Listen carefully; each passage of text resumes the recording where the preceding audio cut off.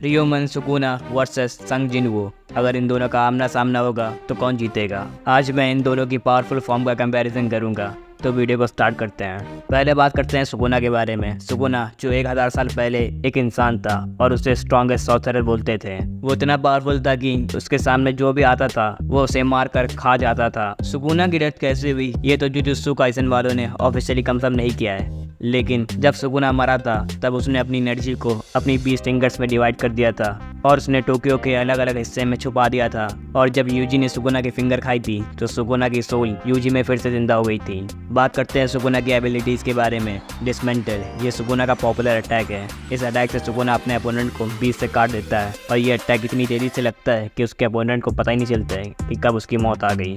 Divine flame, इस attack से Sukuna आग को कंट्रोल कर सकता है। वो आग से अपने लिए वेपन बना सकता है और इसी अटैक से उसने जोगो को मारा था और इसी ही अटैक से आधा शहर जलकर तबाह हो गया था। क्लीव, इस अटैक से सुकुना अपने अपोनेंट पर स्लाइसर इस्तेमाल करता है और ये बहुत पावरफुल है। इस अटैक से कोई भी शिकेगामी यहाँ तक के 3rd ग्रेड का सॉर्सरर भी नहीं बच सकता है। डोमेन एक्सपेंशन, ये सुकुना का सबसे पावरफुल अटैक है और इसका डोमेन पूरे जुजुत्सु काइसन की दुनिया का सबसे पावरफुल डोमेन है। सुकुना अपने डोमेन को अपने आसपास की जगह में 200 मीटर तक फैला सकता है। मतलब उस 200 मीटर के अंदर कोई भी रहेगा तो उसका मरना तय है। सुकुना अपने डोमेन के अंदर अपनी हर टेक्निक को इस्तेमाल कर सकता है, चाहे वो डिसमेंटल हो या क्लीव हो या फिर डिवाइन फ्लेम। और हाँ, Sukuna hand to hand combat में भी मास्टर है। वो अपनी बॉडी को रीजनरेट भी कर सकता है। सुकुना ने सबसे पावरफुल शिकेगामी मोरागो को बड़ी आसानी से मार दिया था और उसने जुजुत्सु के सबसे पावरफुल सॉर्सरर गोजो सातोरू को 20 से काट दिया था, जबकि गोजो के पास इन्फिनिटी थी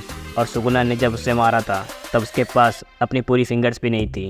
सुकुना को अपनी पूरी फिंगर्स मिल जाए तो वो बहुत पावरफुल बन जाता है। अब बात करते हैं संग जिनवू के बारे में। जब इस बंदे को इंट्रोड्यूस किया गया था तब ये बहुत कमज़ोर था। ये एक ई रैंक का हंटर था। एक मिशन में ये मरने वाला था कि तभी इसे एक सिस्टम मिलता है। सिस्टम के लिए जिनवू एक गेम के कैरेक्टर की तरह है। वो जिनवू को मिशन देता है और वो टास्क भी देता है, जिसे पूरा करने के बाद जिनवू की लेवल अप होती है। लेवल अप होने के बाद जिनवू और भी ताकतवर बन जाता है और उसकी पावर, स्पीड, स्ट्रेंथ वगैरह सब बढ़ जाती है। लेवल अप करने के बाद जिनवू को गोल्ड कॉइन्स मिलते हैं जिससे वो अपने लिए वेपन खरीद सकता है। शैडो मोनार्क की पावर के साथ जिनवू इमॉर्टल बन चुका है, मतलब वो अब एज करना भी बंद कर दिया है और जिनवू भी अपनी बॉडी पार्ट्स को रीजनरेट कर सकता है और साथ में काफ़ी फास्ट हील भी कर सकता है। अब बात करते हैं इसके एबिलिटीज़ के बारे में। स्टेल्थ, इस पावर से जिनवू एनवायरनमेंट में गायब हो जाता है, मतलब वो लगभग इनविजिबल हो जाता है और इसे सिर्फ मैजिशियन हंटर ही दे सकते हैं। ब्लड लस्ट, इस पावर से जिनवू अपने अपोनेंट को डराकर सबमिशन करवा सकता है।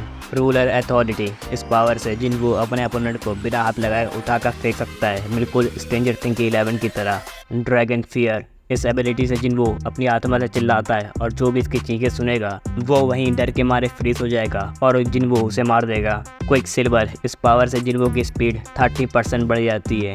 म्यूटिलेशन, इस पावर से वो अपने अपोनेंट को अपने वेपन से चीर फाड़ देता है। शेडो एक्सट्रैक्शन, जिनवू की सबसे पावरफुल एबिलिटी, तो इससे जिनवू अपने किसी भी मरे हुए अपोनेंट को या अपोनेंट ना भी हो तो उसे भी अराइज कहकर जिंदा कर सकता है, मतलब वो उनकी शैडो को जिंदा कर देता है और वो शैडो उसकी वफादार तो बन जाती है और साथ में उसकी शैडो आर्मी में भी ज्वाइन हो जाती है। जिनवू के पास एक और एबिलिटी है, शैडो एक्सचेंज। इस एबिलिटी से वो टेलीपोर्ट हो जाता है, मतलब वो एक शैडो जापान में छोड़ेगा और रहेगा कोरिया में, तो कुछ ही पल में वो कोरिया से जापान में चला जाएगा और उसकी जापान वाली शैडो कोरिया में आ जाएगी, मतलब वो अपने किसी भी शैडो को खुद से एक्सचेंज कर सकता है। कंक्लूजन, अगर दोनों कैरेक्टर के एनिमे वाले वर्जन को कंपेयर करें तो नो डाउट सुकुना जीत जाएगा, पर मैंने कहा था मैं इन दोनों की सबसे पावरफुल वर्जन को कंपेयर करूंगा तो उस हिसाब से जिनवू पूरे जुजुत्सु काइसन के यूनिवर्स को अकेले खत्म कर सकता है। मतलब समझो, सुकुना अगर उस पर क्लीव या डिसमेंटल इस्तेमाल करेगा तो जिनवू उस अटैक को बड़ी आसानी से झेल लेगा, वरना अगर ये अटैक उस पर लग भी जाता है तो जिनवू की बॉडी दोबारा से रीजनरेट हो जाएगी। मतलब जिनवू शैडो मोनार्क के पावर के साथ इमॉर्टल बन चुका है और अगर सुकुना डोमेन इस्तेमाल करेगा तो जिनवू शैडो एक्सचेंज से